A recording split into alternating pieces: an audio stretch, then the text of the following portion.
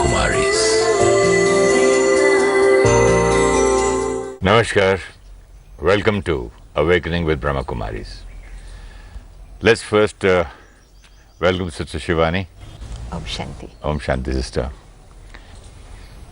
We have spoken about so many things, and happiness unlimited, and relationships, and this and that.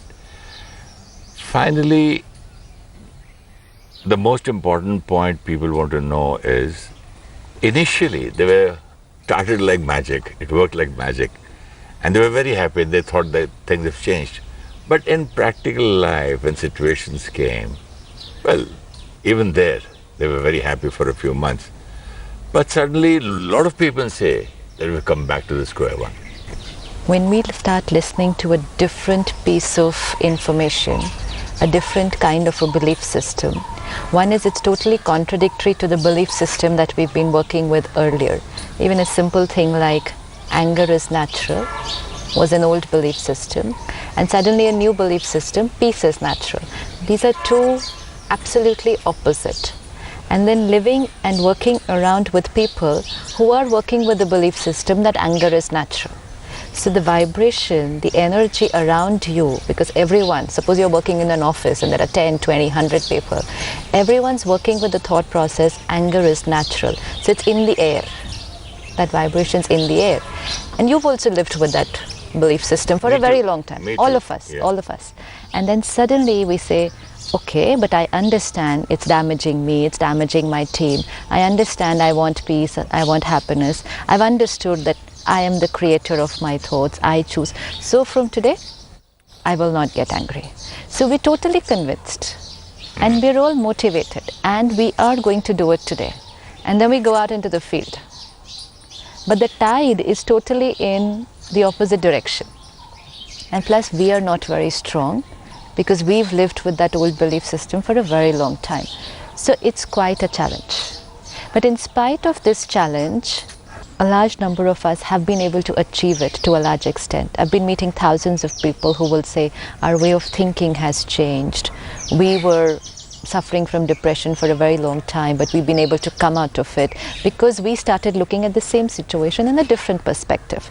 But what is happening is it requires effort, because with less power, moving against the tide is itself challenging. You know, it's like as if you're swimming, you're anyways physically weak and you're going against the tide. So it's not very easy. So you tend to get tired, you tend to want to give up, and then you want to say once in a while, forget it, it's easier to just get angry and get the work done faster. This is so difficult to be patient and peaceful and say it 5 times. It's taking so much time. So you feel like giving up. Why doesn't it go from within, and how? One is a transformation with effort and attention is what we're doing now, which is very important because this helped us to see our own potential. It helped us to see that, oh, I can do things without getting angry. Oh, I can accept people as they are. I can manage relationships without expectations and they are smoother. So this was a way of seeing that this formula works. But now I cannot go on a lifetime with effort and attention. I'll get tired. Now we need to do something so that this becomes natural. I don't have to remember so much that I have to be peaceful. New belief system. Yeah, but it just should just flow. It should, being peaceful should come naturally. I don't have to remind myself, don't get angry, be peaceful. And then after some time, but I'm peaceful, but look at the result, people are not working. I have realized now is that my potential is to be fully charged. So similarly, I have realized that my potential is, my true nature is, I'm a peaceful being. But right now I've got these deep sanskars of anger and irritation and anxiety and fear. But my true nature is peace. So one is knowledge that I'm a peaceful being, but the other thing is also to create power so that that battery gets charged, so that the knowledge I am a peaceful being flows naturally. Where do we go for that? To get charged? Yeah, so that is where we bring in the second dimension. One is knowledge, which now we've all understood. Second is implementation, which we've started doing. Third is inculcation of power, and that power comes from meditation. inculcation of power comes from meditation. Meditation. And that people say is very, very difficult. Now, if I have this belief system, meditation is difficult, one, I might not even try. And second, even if I try, because anyways I'm doing it for the first time, even if I experience a little challenge, I give up very easily because my old belief system says meditation is very difficult. It's like physical exercise. If I haven't exercised for 40 odd years and now suddenly but someone says, but if you want to be strong, you have to exercise. So I start, but how is the beginning going to be?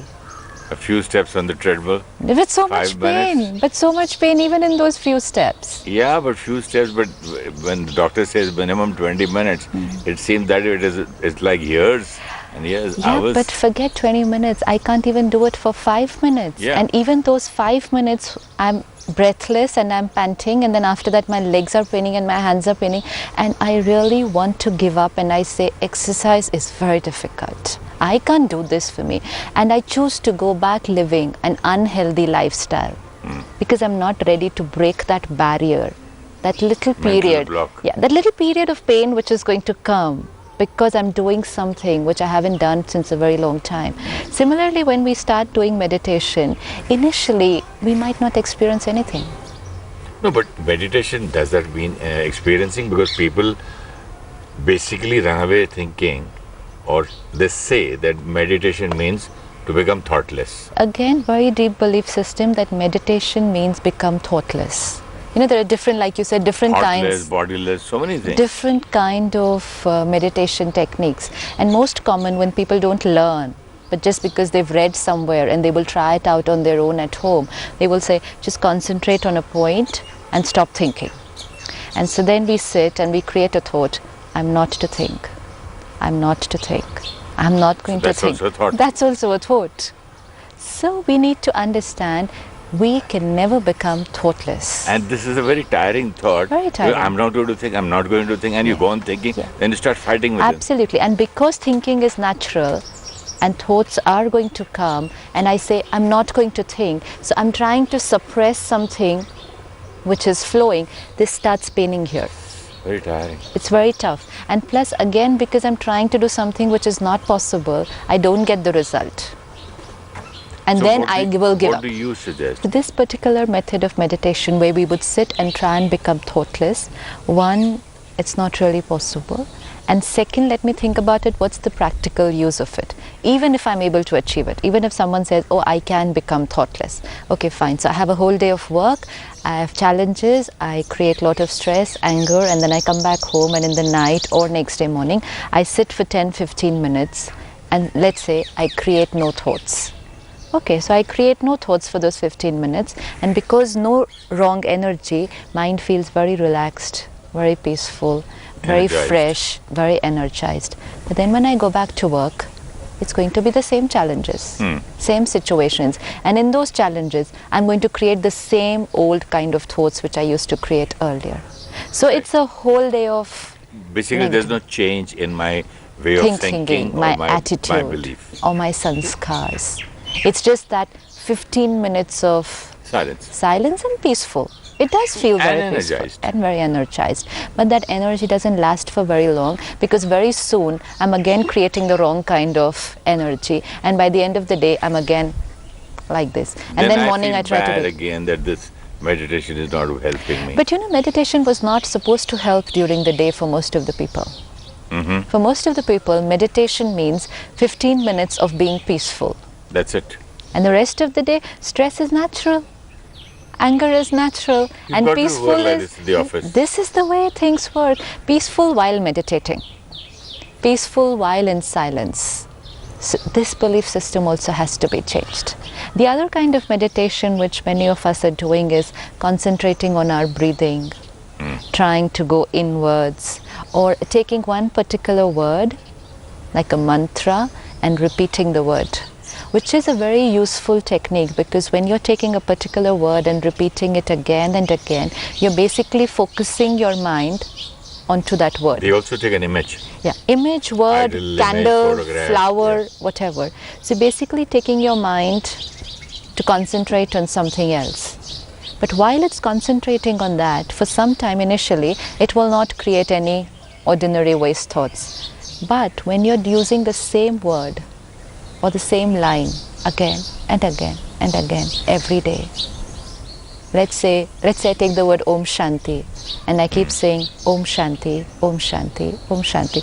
First day might sound interesting, second day, third day, 5 days. Meditation meant working on the mind. So we have to look for something by which our way of thinking changes, attitude changes, perception changes, belief system changes, and deep-rooted sanskars change. The traits, Absolutely. the habits, the past habits, the roots. Because if qualities. lots of people have been talking about positive thinking. We've been talking about positive thinking on this program, and then we're trying to change ourselves at the level of our thinking. And that's why it's effort. What is before thought? Before thought is belief system.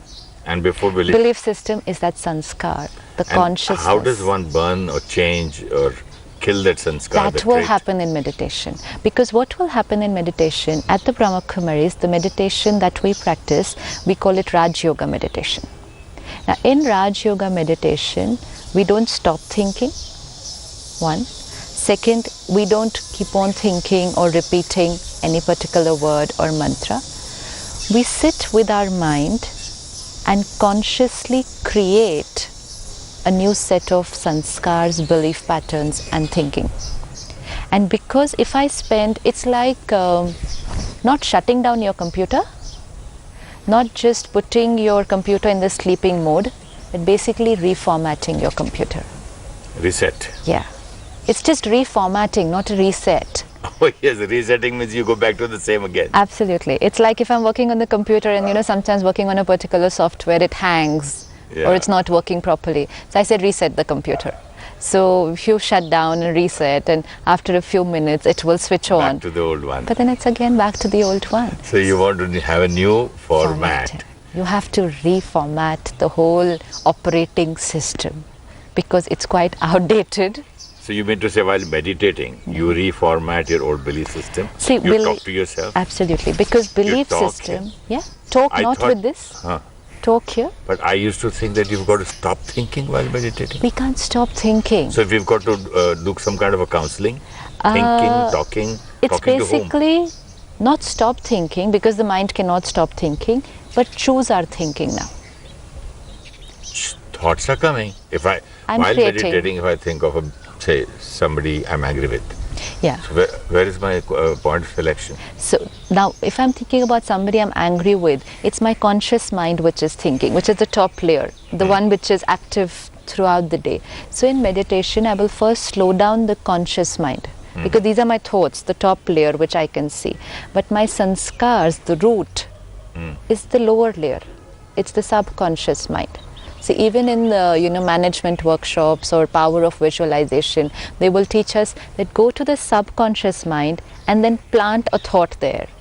And that thought, if it is planted in the subconscious mind, it will become a reality.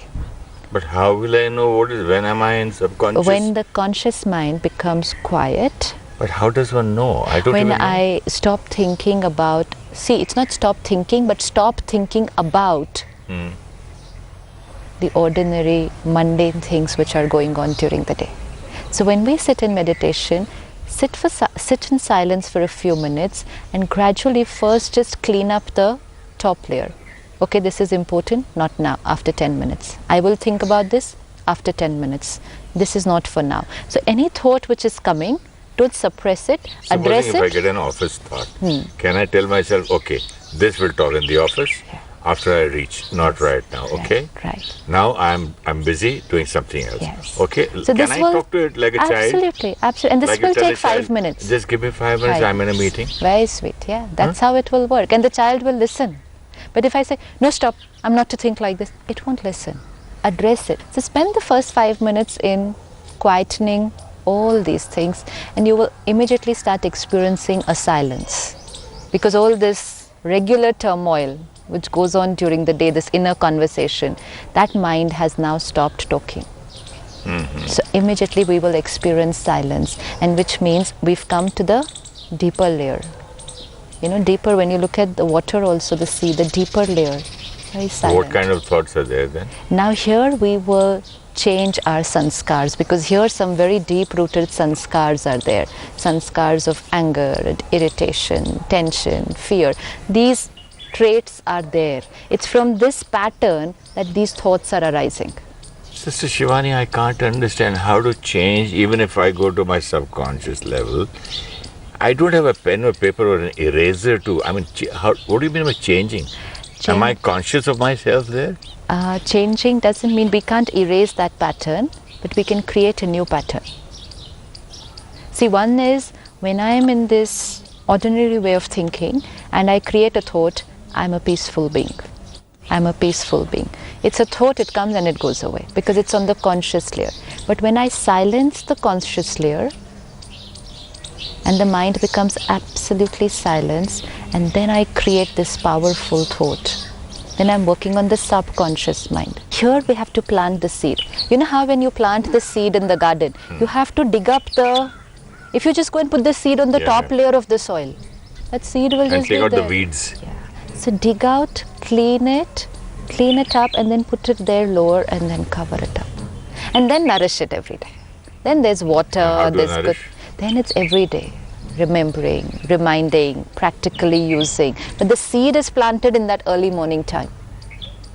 Removing the top layer, silence the mind, clean up all this ordinary way of thinking, and then go and put that powerful seed. I am a peaceful soul. And in Rajayoga, what we also do is not just working on who I am, but also connecting to the Supreme Power. This is a very, very important thing, because a lot of meditation techniques, we're only working on ourselves. Go inside, recognize yourself, find your strength. So you're working on yourself. But it's like, I know I'm a discharged battery. I can see it in my practical life. Now this discharged battery is trying to charge itself. How effective would it be? And then we will say, oh, I do it for an hour every day and 2 hours every day, and I've been doing it for 20 years, and it takes time. It's not so easy. It takes many, many years so that you can experience a little bit of peace. Why it's going to take time? Why it becomes a question of time and going years? The wrong way. Not your wrong way. You are making a lot of effort because a discharged battery is trying to charge itself. But now you just take that discharged battery and connect it to the powerhouse. How much time will it take?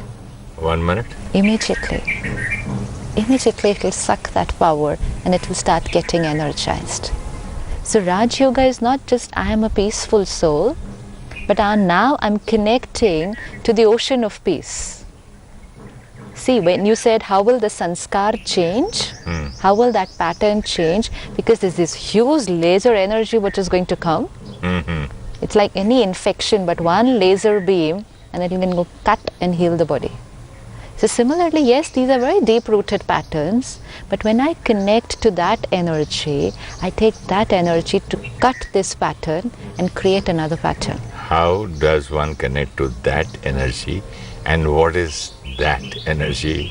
When we say that energy is that, of course, we're talking of the supreme power, because if I, the soul, am the battery, then the powerhouse is only that supreme power whom we call God, Allah, Ishwar, Paramatma, Bhagwan, so many words. Eternal light. So many words. Divine power. Yeah, so many words. But it's only remained as words. It's only remained as concepts. It's only remained as belief system. Many of us ask each other today, do you believe in God? Yes, of course. Yeah, so belief. It's a belief. But God is not a belief. God is a reality. Truth. And I have to establish a personal, direct relationship with Him. And once I have that personal, direct relationship with Him, whatever is His is mine. It's like a child. Do you believe you have parents? I know. It's the truth. And everything that's there love is mine. Parents worship, work is worship, all those. So many things you read all over. So Raj Yoga is this beautiful technique where I first understand myself, but the most beautiful part of it is when I recognize that Supreme Being and connect and get energized. Then it's not a question of hours. And where do I go? It's not a question of years. Where do I go to learn this? I don't think it's on TV. What's not on TV? How to get connected to? How to get connected? See, it is that we have been talking about it in a lot of programs, but the thing is that it's something which has to be experienced. It is something which I have to learn one-on-one from someone. So we've always suggested and recommended that if anyone wants to now go one step further, got the knowledge, liked it, understood it, want to use it, now get the power. Now to get the power, just take one step further. And that one step further is, just take out that little bit of time to go to your nearest Rajayoga meditation center, the Brahmakumaris center. And there's so many centers today. In 130 countries, over 8,500 centers. 130 countries and 8,500 More than, centers. because every day it's growing, the number. Huge. Yeah, it's huge. Within India, it's every city. I mean, in a city like Delhi or Mumbai, we've got over 100 centers in every city. So basically, it's so convenient that wherever you're living, within your 5 kilometers radius, there has to be a Rajayoga meditation center. Now, all that I have to do is take out a little bit of time. And at every center, we have something known as a Rajayoga meditation course, a foundation course, where we go in for the course. It's normally one-on-one. So there's a sister or a brother there, mostly sisters at the center, who will do this Rajayoga course with us. And we choose our time and day, which is convenient to us. And because we're doing one-on-one, we can choose whatever date and time we want. Very flexible. So we need about 6 to 7 days and about 45 minutes to an hour. 6 to 7 days. That's all the amount of time that we need to take out. And once we go to the center, there are sisters and brothers there who will teach this course and help us to learn meditation, and they will meditate with us. You know, what happens is, sitting at home, why it becomes difficult is because the environment in that house, where all of us have been living with those same old belief patterns, is slightly negative, because there's anger in the air, there's stress in the air. And once you go to the center, there's peace in the air, there's purity in the air. Is this only for a particular religion, caste or creed or something, or maybe only for Hindus? Or Brahmakumaris is a spiritual organization, and spirituality means study of the spiritual self, the soul, and study that I am a soul, and then bring it out into my personality. Spirituality means a personality which is spiritual, means a personality which remembers that it's a spirit. I'm a soul. That's spirituality. Religion, it's not a religion. It's not a cult. It's a study group.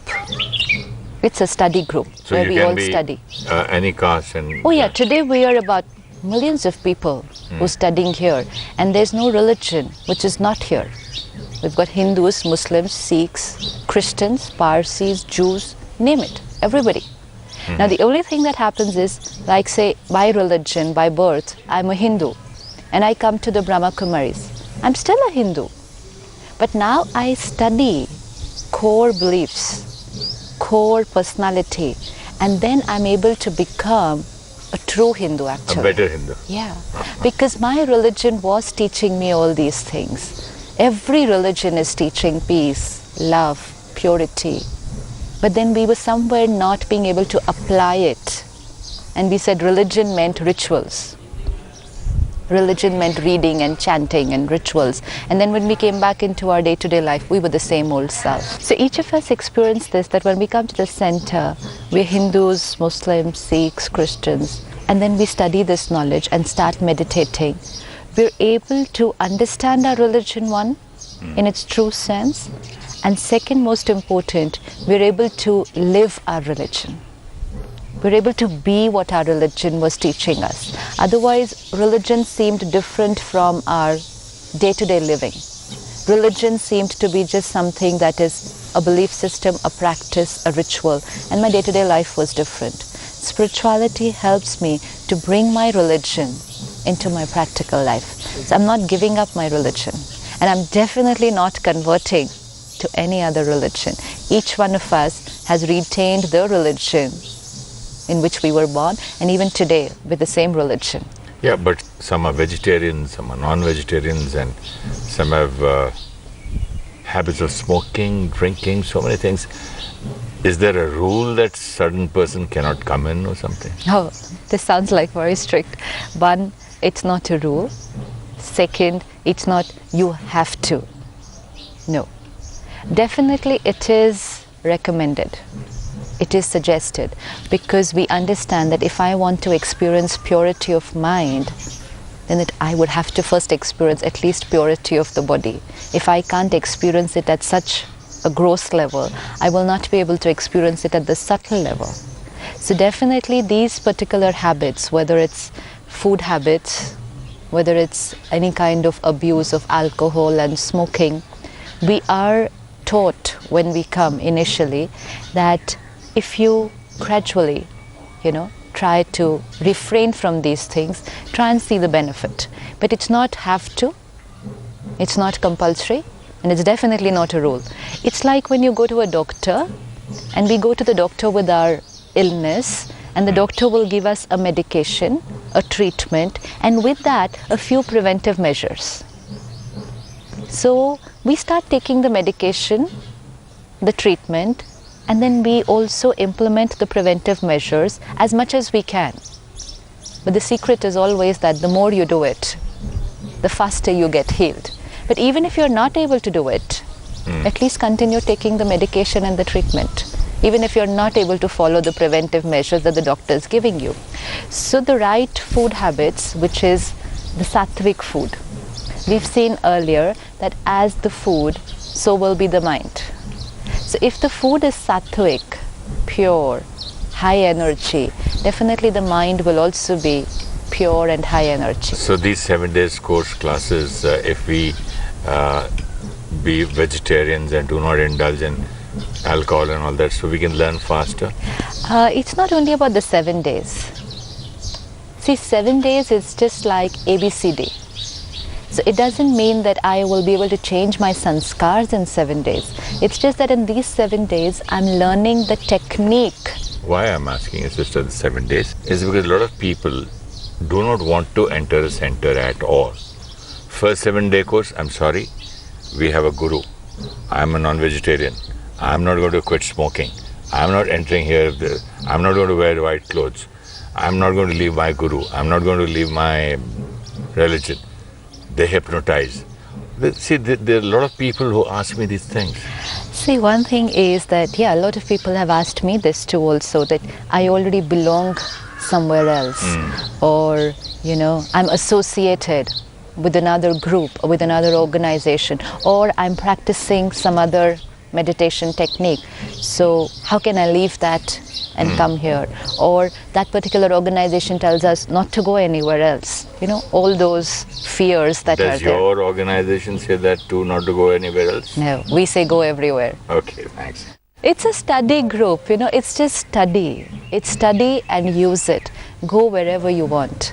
Meet whoever you want. Do whatever you're doing. Absolute freedom. And if you feel like, then try this study. And I've experienced, if you're doing any kind of meditation earlier, if you've been going to any other organization before, and your religion, of course, Rajayoga only helps me to improve on that.